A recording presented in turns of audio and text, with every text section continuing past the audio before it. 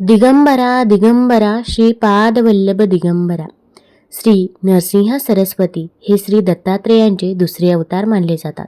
श्री नरसिंह सरस्वती यांची जयंती दरवर्षी पौष शुक्ल पक्षाच्या द्वितीयेला साजरी केली जाते. आज श्री नरसिंह सरस्वती महाराजांची जयंती आहे. ते दत्तात्रेय महाराजांचे दुसरे अवतार आहे. तर आज मी तुम्हाला त्यांच्या जन्माची कथा सांगणार आहे. त्यामुळे व्हिडिओ स्किप न करता शेवटपर्यंत जरूर बघा. चॅनलवरती नवीन असाल तर चॅनल लाईक करा आणि सबस्क्राईब देखील करा. तसेच कमेंटमध्ये श्री गुरुदेव दत्त किंवा दिगंबरा दिगंबरा श्रीपादवल्लभ दिगंबरा लिहायला विसरू नका. श्री नरसिंह सरस्वती 14व्या शतकात महाराष्ट्रातील कारंजा येथे राहत होते असे मानले जाते. लहानपणापासूनच त्यांना आध्यात्मिक प्रवृत्ती होती. त्यांचे बालपणीचे नाव नरहरी होते. त्यांनी वेद आणि इतर धर्मग्रंथांचे अध्ययन केले. त्यांनी ब्रह्मचर्याचे पालन केले. त्यांनी लहान वयातच घर सोडले आणि काशी येथे संन्यास घेऊन आपले नाव श्री नरसिंह सरस्वती असे ठेवले. भारतातील अनेक ठिकाणी प्रवास केल्यानंतर ते कर्नाटकातील गाणगापूर येथे स्थायिक झाले. श्री नरसिंह सरस्वती यांनी अनेक चमत्कार केले असे मानले जाते आणि यांचे सविस्तर वर्णन गुरुचरित्रमध्ये देखील आढळते. त्यांचे अनेक शिष्य होते आणि त्यांना अनेक भक्तांना आत्मज्ञानाच्या मार्गावर चालण्यास मदत केली असे मानले जाते. कारंजा व्यतिरिक्त ज्या ठिकाणी त्यांनी प्रवचने दिली ती ठिकाणे तीर्थक्षेत्रे बनली आहेत आणि त्यापैकी काही नरसोबाची वाडी, औदुंबर आणि गाणगापूर आहेत. श्री नरसिंह सरस्वती यांचा वंश पुढे चालू राहिला आणि काही शतकानंतर प्रसिद्ध अक्कलकोट श्री स्वामी समर्थ महाराज प्रकट झाले. दत्ताचे अवतार श्रीपाद, श्रीवल्लभ आणि श्री नरसिंह सरस्वती हे देवावर टीका करणाऱ्या लोकांचा अहंकार नष्ट करणे आणि डोळ्यांची पापणी जसे डोळ्यांचे रक्षण करते त्याचप्रमाणे भक्तांचे रक्षण करणे या दोन मुख्य उद्देशांनी आले होते. श्री नरसिंह सरस्वतींना जन्मापासूनच आपल्या ध्येयाबद्दल अत्यंत स्पष्टता होती. त्यांच्या लहानपणीचा एकमेव शब्द ओम हा होता, ज्यामुळे त्यांच्या पालकांना आपला मुलगा मुका आहे की काय अशी चिंता वाटू लागली. तथापि 7व्या वर्षी उपनयन संस्कार झाल्यानंतर ते बोलू लागले, वेदांचे पठण करू लागले आणि त्यावर प्रवचन देऊ लागले. लवकरच त्यांनी घर सोडून संन्यासी जीवन जगण्यासाठी आपल्या पालकांकडून परवानगी मागितली. श्री नरसिंह सरस्वतींचा उद्देश स्वतः भगवान दत्तात्रेयांसारखाच होता. त्यांचे ध्येय मनुष्यांमध्ये सनातन धर्माची पुनर्स्थापना करणे आणि त्यांचा जन्म मृत्यूच्या चक्रातून मुक्ती मिळवण्याचा मार्ग दाखवणे हे होते. त्यांनी आदि शंकराचार्यांना अद्वैत वेदांताच्या सिद्धांताचे एकत्रीकरण करणारे भारतीय तत्त्वज्ञ आणि धर्मशास्त्रज्ञ सांगितलेल्या शास्त्रीय ब्राह्मण गुणांचे आणि शिस्तीचे पुनर्जीवन केले, ज्यांच्या वंशाचे ते होते. श्री नरसिंह सरस्वतींनी असा प्रचार केला की मोक्ष मुक्ती मिळवण्यासाठी धर्मग्रंथांमध्ये वर्णन केलेल्या तत्वांचे आणि शिस्तीचे काटेकोरपणे पालन केले पाहिजे. ब्राह्मण हे समाजाचे आणि समुदायाचे आध्यात्मिक संरक्षक आहे. त्यांच्या मते कलियुगात ब्राह्मणांनी आपली शिस्त आणि आध्यात्मिक वारसा सोडला आहे. नरसिंह सरस्वती हे एक संत आणि अवतार होते, ज्यांचा प्रभाव अशा युगात समाजावर महत्त्वपूर्ण ठरला जेव्हा हिंदू संस्कृती आपल्या मूळ मूल्यांपासून दुरावली होती. श्री नरसिंह सरस्वतींच्या गाणगापूरमध्ये वास्तव्यामुळे ते दररोज हजारो लोकांसाठी तीर्थक्षेत्र बनले होते. सर्व पार्श्वभूमी आणि श्रद्धांचे लोक त्यांच्याकडून सल्ला, उपचार आणि आशीर्वाद घेण्यासाठी येत असत. त्यांच्याकडे येणाऱ्या लोकांच्या जात, पंथ किंवा दर्जाबाबत त्यांनी कधीही कोणताही भेदभाव केला नाही. त्यांनी सर्व पुरुष, स्त्रिया, गरीब किंवा श्रीमंत यांची काळजी घेतली. श्री नरसिंह सरस्वती लोकांना त्यांच्या घरांमध्ये आणि हृदयांमध्ये आध्यात्मिक ज्योत तेवत ठेवण्यासाठी आवश्यक असलेल्या शिस्तीचे मार्गदर्शन करत होते. त्याची मनशांती केल्यानंतर ते त्यांना ईश्वर मार्गावर आणण्यासाठी आणि आध्यात्मिकदृष्ट्या प्रगती करण्यास मदत करण्यासाठी आध्यात्मिक उपदेश देऊ लागतात, जेणेकरून ते जन्म मृत्यूच्या दुःखातून कायमचे मुक्त होतील. श्री नरसिंह सरस्वती यांना दत्तात्रेयांचा दुसरा अवतार आणि श्रीपाद, श्रीवल्लभांचा पुनर्जन्म मानले जाते. दत्तात्रेयांच्या पहिल्या अवताराचे चरित्र असलेल्या श्रीपाद श्रीवल्लभ चरित्रामृत या पवित्र ग्रंथात असे म्हटले आहे की श्रीपाद श्रीवल्लभांनी एकदा अंबिका नावाच्या एका गरीब पण पवित्र स्त्रीला आत्महत्या करण्यापासून वाचवले होते. नंतर त्यांनी तिला वरदान दिले की ते तिच्या पुढच्या जन्मी तिचा मुलगा म्हणून जन्म घेतील. त्यांचा जन्म इसवी सन 1378 मध्ये हिंदू पंचांगानुसार पौष शुद्ध द्वितीयेला कारंजा येथे झाला. जन्मावेळी त्यांचे नाव नरहरी ठेवण्यात आले आणि नंतर ते नरसिंह सरस्वती म्हणून ओळखले जाऊ लागले. या नावाचा अर्थ असा होतो की ते मानवांची पापे आणि दुःखे दूर करणारे आहेत. जन्मानंतर रडण्याऐवजी त्या बालकाने जन्मताच ओम या शाश्वत ध्वनीचा उच्चार केला. जेव्हा ते बाळ होते तेव्हा त्यांची आई त्यांना स्तनपान करू शकत नव्हती, परंतु बाळाने तिच्या स्तनावर हलके स्पर्श करताच दूध वाहू लागले. नरहरी नावाचे मुलगा 5 वर्षांचा एक देखणा मुलगा म्हणून वाढत असला, पण तो बोलू शकत नव्हता आणि त्यामुळे त्यांचे पालक खूप काळजीत होते. एके दिवशी त्या मुलाने हावभावाने त्यांना सांगितले की त्याला उपनयन संस्कार करून घ्यायचा आहे. जेव्हा त्यांचा उपनयन संस्कार झाला तेव्हा नरहरी सर्व वेदांचे पठण करू शकले आणि त्यावर लगेच प्रवचन देऊ लागले. पालकांना खूप आनंद झाला, पण त्याचा आनंद फार काळ टिकला नाही. संस्कारानंतर त्यांनी आपले जीवन कार्य पूर्ण करण्यासाठी आपले वडिलोपार्जित घर सोडून संन्यासी म्हणून राहण्याची परवानगी मागितली. सुरुवातीला त्यांच्या आईचा या इच्छेला विरोध होता, तथापि त्यानंतर नरहरीने आपला हात तिच्या कपाळावर ठेवला, तिला दत्तात्रय रूपातील आपल्या खऱ्या स्वरूपाचे दर्शन घडवले आणि तिला त्यांच्या मागील जन्माची आठवण करून दिली, ज्यात तिने त्यांच्या आध्यात्मिक प्रयत्नांमध्ये अडथळा न आणण्याचे वचन दिले होते. त्यानंतर त्यांनी आपल्या आईला पुन्हा सांगितले की त्यांना सामान्य गृहस्थाश्रमातून जायचे नाही, तर थेट संन्यासाचे जीवन जगायचे आहे. 8 वर्षांच्या लहान वयात घर सोडण्यापूर्वी त्यांनी आपल्या आईला वरदान दिले की तिला 3 मुलगे आणि 1 मुलगी होईल आणि तिचा पुढचा मुलगा जन्माला येईपर्यंत ते तिच्या सोबत राहतील.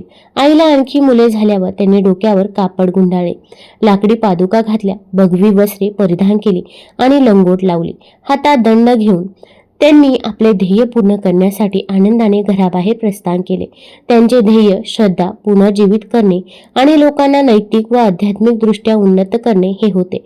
तरुण नरहरी अखेरीस काशीला पोहोचले, जिथे ते श्री आदिशंकराचार्यांच्या परंपरेतील श्रीकृष्ण सरस्वती यांचे शिष्य झाले आणि त्यांना श्री नरसिंह सरस्वती हे नाव मिळाले.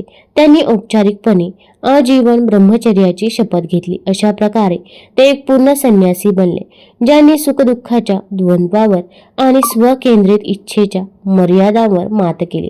आपल्या जीवनकाळात त्यांनी कृष्ण आणि भीमा नद्यांच्या परिसरात मोठ्या प्रमाणावर प्रवास करून आपल्या शिकवणीचा प्रसार केला. त्यांनी वास्तव्य केलेली सर्वात महत्त्वाची ठिकाणे म्हणजे कारंजा, नरसोबाची वाडी आणि औदुंबर. अखेरीस ते गंगापूर येथे स्थायिक झाले, जे आता कर्नाटक राज्यात आहे, जिथे त्यांनी आपल्या आयुष्याची शेवटची 20 ते 24 वर्ष घालवली. त्यांचे 7 शिष्य होते: बाळ, कृष्ण, उपेंद्र, जनज्योती, सदानंद, माधव आणि सिद्ध. या सर्वांच्या नावापुढे सरस्वती हे उपनाव जोडलेले आहे. एके दिवशी त्यांनी या जगातून जाण्याची घोषणा केली आणि त्यांचे शिष्य दुःखाने व्याकुळ झाले. तेव्हा गुरुदेव जाण्यासाठी सज्ज झाले तेव्हा गावातील लोक त्यांच्याकडे धावले आणि त्यांनी त्यांना विनंती केली की त्यांनी आपल्या दिव्य उपस्थितीपासून त्यांना वंचित करू नये, तर येथेच राहावे. भगवान म्हणाले, अशा प्रकारे दुःखी होऊ नका. मी माझ्या भक्तांपासून दूर कसे राहू शकेल? मी केवळ स्थूल दृष्टीलाच श्री शैलमला जात असल्याचे दिसेल, पण मी माझ्या आत्मस्वरूपात किंवा खऱ्या स्वरूपात गंगापूरमध्येच कायम वास्तव्य करेन. मी या गावात दुपारची भिक्षा घेईन आणि तुमच्या प्रेमळ भक्तिमय सेवांचा स्वीकार करेन. जो कोणी संगममध्ये स्नान करेल, पवित्र पिंपळाच्या वृक्षाची पूजा करेल आणि येथील माझ्या पादुकांचे दर्शन घेईल, त्याला माझ्या सजीव उपस्थितीचा अनुभव येईल. केळीच्या पानांवर एक तराफा तयार करण्यात आला आणि फुलांनी सजवण्यात आला. हा तराफा नदीत ठेवण्यात आला आणि श्री नरसिंह सरस्वती त्यावर बसले.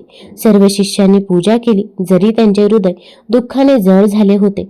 श्री नरसिंह सरस्वतींनी त्यांना धीर दिला आणि सांगितले की ते श्री शैलमजवळच्या कदली वनात केळीच्या झाडांच्या वनात जात आहे. तेथे 12 ज्योतिर्लिंगांपैकी एक आहे. तेथे पोहोचल्यावर त्यांच्या सुरक्षित आगमनाचे प्रतीक म्हणून फुलांचे गुच्छ प्रवाहाच्या विरुद्ध दिशेने तरंगत परत येतील. लवकरच गुरुदेवांच्या वचनानुसार फुलांचे गुच्छ नदीच्या प्रवाहाच्या विरुद्ध दिशेने तरंगत त्यांच्याकडे आले. परंपरेनुसार श्री नरसिंह सरस्वतींनी 1459 साली 300 वर्षांसाठी समाधी घेतली आणि श्री स्वामी समर्थ म्हणून पुन्हा प्रकट झाले, ज्यांना अक्कलकोटचे श्री स्वामी किंवा अक्कलकोट महाराज स्वामी म्हणूनही ओळखले जाते. सद्गुणी आणि श्रद्धावान लोकांना गुरुदेवांचे दर्शन आजही घडते. केवळ अधर्मी लोकांनाच त्यांच्या सजीव उपस्थितीचा अनुभव येत नाही. पवित्र संगमात दररोज स्नान करून ते तेथे कायम वास्तव्य करतात. किंबहुना त्यांनी असंख्य प्रसंगी आपल्या दिव्य लीलाने भक्तांना आशीर्वाद दिला आहे. जे त्यांची तेथे खऱ्या प्रेमाने पूजा करतात त्यांच्या मनोकामना पूर्ण होतात. खरोखरच जे त्यांचे अविरतपणे स्मरण करतात त्यांच्यासोबत भगवान नेहमी उपस्थित असतात. अशा लोकांचे चमत्कारी अनुभव त्यांच्या हृदयात कायम गुप्त राहतात. तेच प्रार्थना पूर्ण करणारे आहेत. गुरु शिवाय देवापर्यंत पोहोचण्याचा दुसरा कोणताही मार्ग नाही. आपल्या मानवी जीवनाच्या या अल्प आणि क्षणभंगूर काळात आपण भक्तीद्वारे देवाला जाणण्याचा प्रयत्न केला पाहिजे. आपले मन शुद्ध करण्यासाठी बुद्धी आणि विवेकाचा वापर करा. मनात वाणीने किंवा कर्माने इतरांना दुखवण्याचा विचार कधीही करू नका.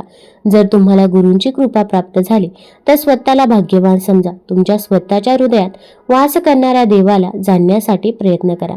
कारंजा हे श्री नरसिंह सरस्वती यांचे जन्मस्थान आहे, ज्याची ओळख श्री वासुदेवानंद, ज्यांना टेंबे स्वामी म्हणूनही ओळखले जाते, यांनी पटवून दिली. हे एक अतिशय प्राचीन शहर आहे. येथे करंज ऋषींचा आश्रम होता आणि ते यात्रेकरू व प्रवाशांचे आदरातिथ्य करत असत. या शहरात अनेक मंदिरे आहेत. त्यापैकी काही 1000 वर्षाहून अधिक जुनी आहेत. त्यापैकी काही प्रमुख मंदिरे म्हणजे श्री सिद्धेश्वर, श्री चंद्रेश्वर, श्री नागेश्वर, श्री कामाक्षी देवी, एकविरा देवी, यक्षिणी देवी, श्रीराम. कारंजांच्या प्रसिद्ध कण्णव कुटुंबाने बांधलेले श्री विठ्ठल, शनी महाराज, मारुती आणि श्री दत्तात्रय यांची मंदिरे. पद्मासनातील श्री दत्तप्रभूंची मूर्ती इतरत्र कोठेही आढळत नाही आणि भारतातील ही एकमेव मूर्ती येथेच आहे. 1934 मध्ये प्रसिद्ध दत्तभक्त स्वामी ब्रह्मानंद सरस्वती यांच्या अथक प्रयत्नामुळे श्री नरसिंह सरस्वती यांच्या जन्मस्थानी गुरु मंदिर बांधण्यात आले. श्री वासुदेवानंद सरस्वती यांचे महान शिष्य स्वामी ब्रह्मानंद सरस्वती यांनी श्री गुरु मंदिर स्थापन करण्याची महत्त्वाची भूमिका बजावली आहे. श्री नरसिंह सरस्वती स्वामी ज्या घरात जन्मले ते घर प्रसिद्ध कुरे कुटुंबाच्या मालकीचे आहे. त्यांनी ते काळे कुटुंबाच्या वंशजांकडून विकत घेतले. ज्या कुटुंबात श्री नरसिंह सरस्वती यांचा जन्म झाला होता तेव्हापासून कारंजा हे श्री दत्तात्रेयांच्या सर्व अनुयायांसाठी एक प्रमुख तीर्थक्षेत्र बनले आहे. गुरुचरित्रातील तीर्थयात्रांसाठी सूचना आपल्या भक्तांना गणगापूर येथे सोडण्यापूर्वी नरसिंह सरस्वती यांनी काही सूचना दिल्या होत्या. गणगापूरला येणाऱ्या सर्व यात्रेकरूंनी प्रथम भीम अमराज संगमाच्या पवित्र पाण्यात पवित्र संगम स्नान करावे. जर त्यांनी सर्व अष्टतीर्थांमध्ये स्नान केले तर त्याचे पुण्य आणखीनच अनेक पटीने वाढते. संगमाजवळ असलेले अश्वत्थ वृक्ष कल्पवृक्षा इतकेच पवित्र आहे. हे इच्छा पूर्ण करणारे झाड देखील म्हटले जाते. त्यांनी अश्वत्थ वृक्षाभोवती प्रदक्षिणा आवर्जून करावी. त्यांनी मठातील निर्गुण पादुकांची पूजा करावी. दिवसाच्या 3 प्रार्थना वेळेत त्यांनी पादुकांची आरती करावी. जो कोणी तेथे चिंतामणी गणपतीच्या मूर्तीची पूजा करेल त्याच्या सर्व इच्छा पूर्ण होतील. मी प्रत्येक भक्ताच्या घरी राहीन, त्यांची सेवा करेन आणि त्यांच्यावर सर्व कृपा करेन. मी अंगणात कामधेनू, स्वर्गीय गाय, जी तिच्या मालकाला जे हवे ते सर्व देते. अंगणात कल्पवृक्ष आणि घरात लक्ष्मी, संपत्तीची देवी, सरस्वती, ज्ञानाची देवी आणि पार्वती, शक्तीची देवी वास करेन. फक्त माझ्या आठवणीने मी सर्वांना प्रतिसाद देतो. तुम्हाला जर ही माहिती आवडली असेल तर चॅनल लाईक करा, सबस्क्राईब करा आणि आपल्या मित्रपरिवारासोबत जरूर शेअर करा. धन्यवाद.